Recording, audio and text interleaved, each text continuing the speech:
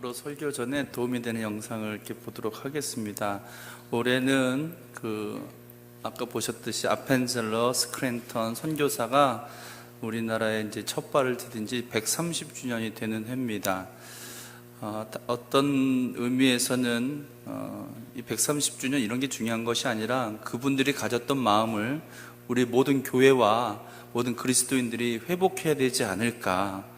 우리는 그때처럼 어렵지 않습니다. 그때처럼 복음의 불모지도 아닙니다. 그래서 우리는 잘못된 안정감을 갖고 있습니다. 잘못된 영적 거짓지대에서 우리는 자족하며 살아가는데 그것은 하나님이 주신 것이 아닙니다. 그것은 우리가 만든 우상입니다. 그래서 다시 한번 이 선교사님들의 사명을 통하여 오늘날 우리를 향한 하나님이 주시는 사명이 무엇인가를 그렇게 깨달았으면 좋겠습니다. 오늘은 사명의 중요성에 대한 주제로 함께 말씀을 나누고자 합니다. 저는 지난주에 경기연회 목사들이 회의하는 연회에 다녀왔습니다. 거기에는 여러 가지 중요한 행사들이 있는데요. 회의도 하고 또 이제 돌아가신 목사님을 또 추모하고 또 이제 새롭게 이제 목사 안수를 받는 목사 안수식은 연회의 가장 꽃입니다. 이렇게 또 새로운 임원을 선출하고 그리고 또 하나가 있는데 목사 은퇴식이 있었습니다.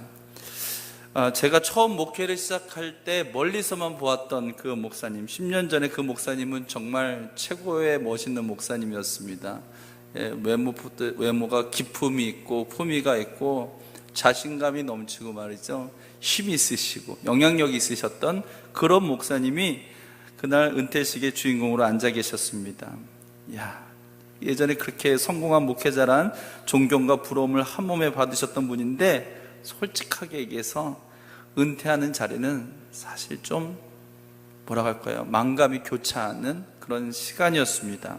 그냥 전형적인 은퇴를 앞둔 기력이 쇠한 노인의 모습이셨습니다. 근데 그분이 은퇴를 맞이하는 그 모든 목사님, 장로님이 한 3,000명 조금 안 되는데 그 목사님들, 장로님들 앞에서, 후배 목사님들 앞에서 당부의 말씀을 하셨습니다. 그 말씀은 이것입니다. 주신 사명을 다하지 못하고 가는 것 같아 주님께 죄송할 뿐입니다.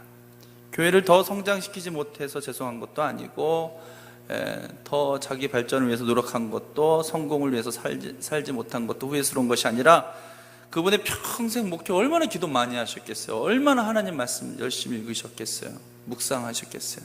그 가장 깊음의 정점에서, 그 가장 깊은 영성의 정점에서 그의 고백은 사명을 다하지 못하고 가는 것 같아 죄송합니다. 여러분은 후회 없이 사명을 감당해 주십시오. 사람은 무엇으로 사는가? 사람은 사명으로 사는 것이 맞습니다. 아멘 합시다.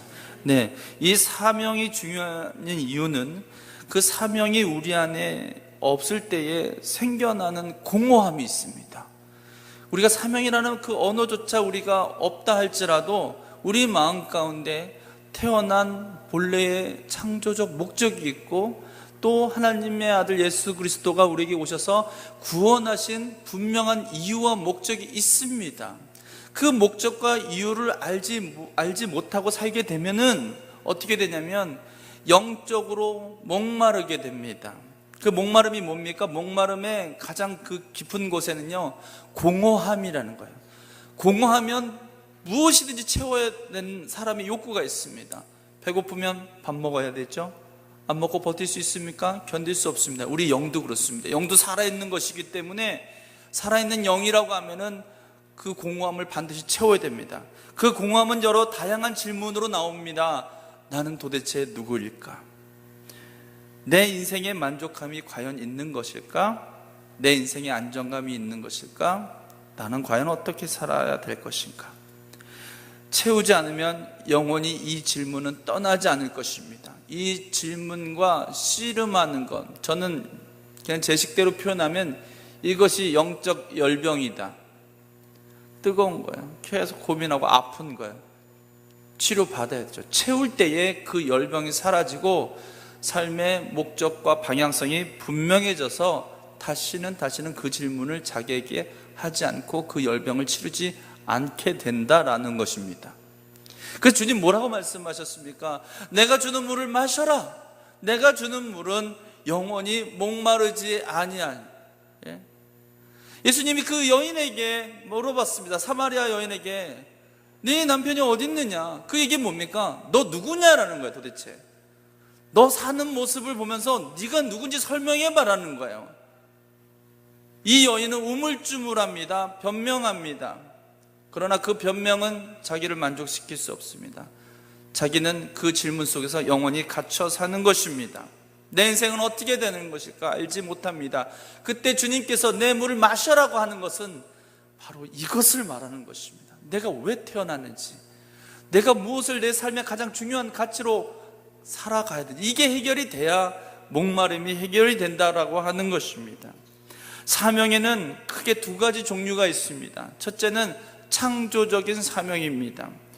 세상에 태어난 모든 생명체는 그 사명이 있습니다. 목적이 있습니다. 우리 인간은 더더욱 하나님께 중요한 임무를 부여받았습니다. 그것은 무엇입니까? 하나님을 예배하는 것입니다. 이 백성은 나를 위해 지었나니 내 이름을 찬송케 하기 위함이니라. 내 이름을 찬송케 한다는 말은 나를 경외한다는 얘기고 나를 예배한다고 하는 것입니다. 여러분, 예배라는 것을 크게 두 가지로 볼 수 있습니다. 첫째는 교회 공동체의 우리 이런 어떤 제도적인 예배입니다. 우리가 이 공동체의 예배를 중요하게 생각하는 것은 이 예배를 통하여 우리 삶의 예배로 나아갈 수 있기 때문입니다. 어떤 사람은 그렇게 생각합니다. 교회 예배 나가지 않아도 내 삶은 하나님 말씀대로 살 수 있다. 본인은 압니다. 이것이 얼마나 큰 위선인지. 그에게는 하나님이 절실하지 않는 것이고 하나님의 도우심을 필요로 하지 않는 비겁한 변명일 뿐입니다. 하나님 우리에게 공동체를 주신 것은 이 공동체를 통하여 어떻게 세상 가운데 참된 예배자로 살아갈 수 있는지 집중하게 하시고 훈련받게 하기 위해서, 또 다양한 여러분들의 모든 그 다양함들을 하나로 뭉쳐서 하나님의 크신 일을 감당하라고 이 공동체를 주신 것이기 때문에, 교회 공동체를 통하여 신앙생활을 하지 않는 것은 잘못된 신앙생활이라고 하는 것입니다. 여러분, 우리 아까 영상에서 봤잖아요. 그런 생각할 때가 있어요. 도대체 교단이 하는 일이 뭘까? 우리 교회도 매년 부담금을 내거든요. 예산의 몇 프로를 이렇게 예산을 내는데 저희 교도 내는 액수가 거의 한 250만 원 정도 내요. 현재까지. 큰 교회는 뭐 몇 억씩 내요. 이게 부담금 책정해서 법으로 내게 돼 있어요. 그걸 모아서 교단이 중요한 일들을 해내고 있습니다. 지방과 연회가 또 교단이 그런 자금으로 큰 일들을 하고 있어요. 보니까 130명 각막 이식 수술, 이건 개교회가 못하는 거거든요. 그렇죠? 몇 개 교회가 모인다고 할 수 있는 일이 아니에요. 또 북한에다 나무 심고 북한에다가 진료소를 세우는 건, 이거는 교단밖에 할 수 없는 일이에요. 힘이 뭉쳐지면 위대한 일을 해낼 수가 있습니다. 그래서 이 교회 공동체가 그렇게 중요한 것이다라고 하는 것입니다. 이 교회 공동체의 예배를 통하여 우리는 하나님으로부터 사명을 배우고 깨닫게 됩니다. 그래서 이 예배 가운데 하나님 내게 주신 사명을 잘 받들겠습니다. 혹은 내가 어떻게 해야 될지 사명을 알려주시옵소서라고 간구하며 기도하는 예배가 되어야 될 줄 믿습니다.